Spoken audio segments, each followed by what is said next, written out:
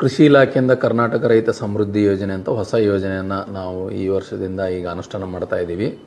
ಈ ಯೋಜನೆಯ ಪ್ರಮುಖ ಉದ್ದೇಶ ಅಂದರೆ ನಾವು ಸಮಗ್ರ ಕೃಷಿ ಪದ್ಧತಿಯನ್ನು ಅಳವಡನೆ ಮಾಡೋದು. ಈಗ ನಾವು ನೋಡ್ತೀವಿ, ಒಂದೇ ಸಿಂಗಲ್ ಬೆಳೆ ಇದ್ದಾಗ ಏನಾಗ್ಬಿಡ್ತದೆ, ಯಾವುದೋ ಒಂದು ಸನ್ನಿವೇಶದಲ್ಲಿ ನೆರೆ ಬರ್ಬೋದು, ಬರ ಬರ್ಬೋದು, ಆವಾಗ ಬೆಳೆ ಹಾನಿ ಆದಾಗ ರೈತರಿಗೆ ಬೇರೆ ಆದಾಯ ಕಾಣೋದಿಲ್ಲ. ಅದಕ್ಕಾಗಿ ಅದರ ಜೊತೆಗೆ ನಮ್ಮ ಕೃಷಿಯ ಜೊತೆಗೆ ರೈತರು ತೋಟಗಾರಿಕೆ, ಪಶುಸಂಗೋಪನೆ, ಹೈನುಗಾರಿಕೆ ಈ ರೀತಿಯಾಗಿ ಮಾಡಿ ತಮ್ಮ ಆದಾಯವನ್ನು ಪಡಿಬಹುದಾಗಿದೆ.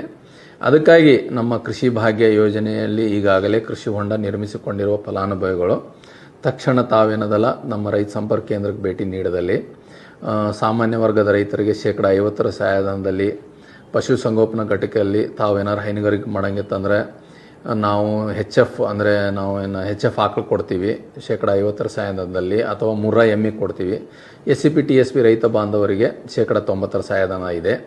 ಅಥವಾ ತಾವು ಕುರಿಯನ್ನು ಖರೀದಿ ಮಾಡಬಹುದು 10+1, ಅದಕ್ಕೂ ಸಹಿತ ಶೇಕಡ 50 ಸಹಾಯಧನದ ಸರ್ವಸಾಮಾನ್ಯ ರೈತರಿಗೆ. ಮತ್ತು SCP TSP ರೈತರಿಗೆ ಶೇಕಡ 90ರಷ್ಟು ಸಹಾಯಧನ ಕೊಡ್ತೀವಿ. ಎರೆಹುಳು ತೊಟ್ಟಿ ಕೊಡ್ತಾ ಇದ್ದೀವಿ ನಾವು. ಆಮೇಲೆ ನಾವು ಜೇನಿನ ಪೆಟ್ಟಿಗೆಯನ್ನು ಕೊಡ್ತಾ ಇದ್ದೀವಿ. ಮತ್ತು ಪ್ರಾತ್ಯಕ್ಷಿಕೆಗಾಗಿ ನಾವು ಬಹುಬೆಳೆ ಪ್ರಾತ್ಯಕ್ಷಿಕೆಯನ್ನು ಸಹಿತ ಮಾಡಿ ತೋರಿಸ್ತಾ ಇದ್ದೀವಿ.